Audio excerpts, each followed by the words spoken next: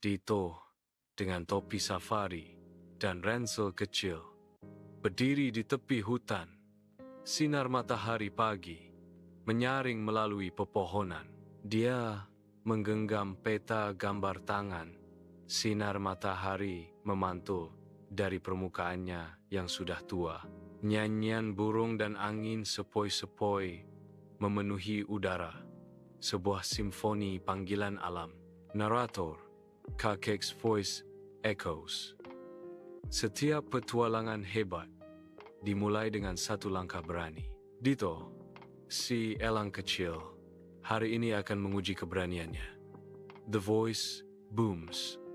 A challenge laid. Dito mengambil langkah pasti ke dalam hutan, siap menghadapi apapun yang ada di depannya. Dito tiba di sungai dengan jembatan kayu yang rusak.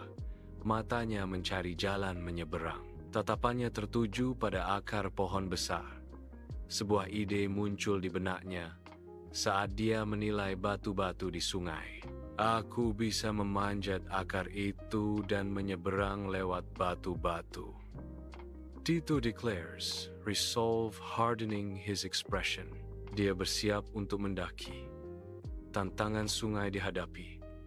Dengan semangatnya yang teguh, di bawah pohon besar yang ditandai dengan pita merah, Dito mendongak. Matanya tertarik pada lubang bayangan di batang kuno itu. Dia meraih ke dalam pelukan pohon, mengambil kotak kayu lapuk. Rahasianya berbisik tentang masa lalu. Di dalam, foto tua kakeknya tersenyum padanya. Bersama kompas antik dan surat yang sudah pudar. Untuk elang kecilku, harta karun terbesar bukanlah benda, tetapi kenangan. The letter begins. A legacy of love and nature. Dito sekarang percaya diri, mengamati jalur hutannya yang familiar di bawah sinar matahari tengah hari. Dia berhenti. Jejak sepatu bot besar yang asing merusak jalan setapak yang berlumpur, menimbulkan bayangan kekhawatiran di wajahnya. Pandangannya terangkat ke sarang burung pelatuk, sekarang kosong dan rusak, pertanda buruk di hutan yang sunyi. Paduan suara hutan yang biasa terasa sunyi digantikan oleh keheningan yang mengganggu yang memperkuat kegelisahan Dito. Di tepi hutan, Dito dan Rara bersiap. Dia menggenggam panduan burung, mata berbinar-binar karena antisipasi. Dito menunjuk ke arah sampah yang dibuang dan jejak sepatu bot. Ekspresinya campuran antara khawatir dan tekad. Kegembiraan Rara berubah menjadi ketegasan. Suaranya tajam saat dia menjelaskan bahaya plastik bagi satwa liar. Dito memberikan Rara tongkat jalan yang kokoh, sebuah persembahan dukungan dan persahabatan yang sunyi. Dito tersenyum menyapanya.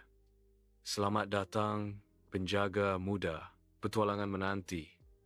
Saat musik menggelegar, memanggil mereka ke jantung hutan. Di hutan belantara yang lebat, Dito dan Rara mengikuti jejak sepatu bot yang mencurigakan. Indera mereka waspada terhadap bahaya yang tak terlihat. Mengintip melalui semak-semak, mereka melihat dua sosok memasang jerat kawat di dekat jalur hewan tersembunyi. Rara whispers urgently, her voice laced with panic. Aku berbisik panik tentang bahaya jerat tersebut.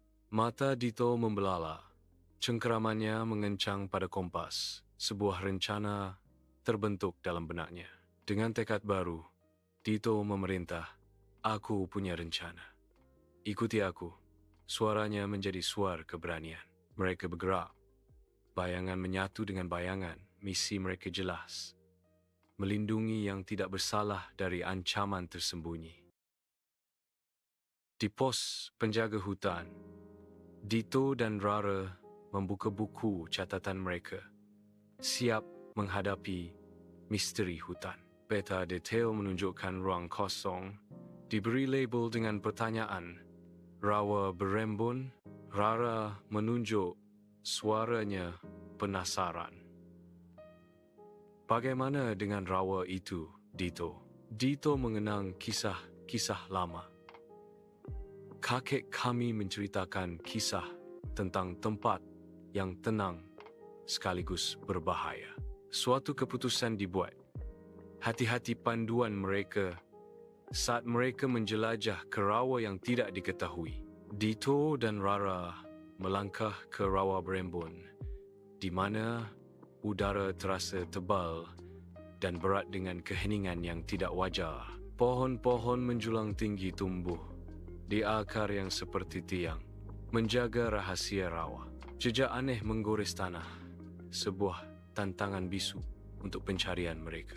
Rara membalik-balik buku panduan, mencari jawaban di halaman yang familiar. Kesadaran yang mengerikan muncul. Mereka memasuki dunia yang belum dipetakan dan misterius. Dito dan Rara menemukan kolam tersembunyi. Sinar matahari berkilauan di permukaannya. Sarang burung besar beristirahat dengan tenang di tengahnya. Di tepi air, anak burung bangau berkaki hitam berjuang. Sayapnya jelas terluka. Pemandangan yang menyentuh hati Rara. Saya merasa kasihan.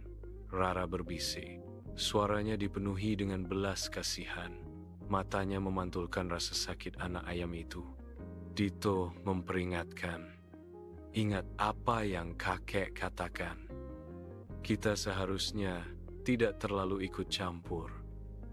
Kata-katanya sebagai pengingat lembut tentang jalannya alam. Rara membalas, tapi itu sakit. Kita bisa membantu tanpa ikut campur. Tekadnya mengeras dengan tekad. Mereka memutuskan untuk menawarkan makanan dan tempat tinggal. Berhati-hati agar tidak mengganggu habitat alami anak ayam itu, memadukan bantuan dengan rasa hormat.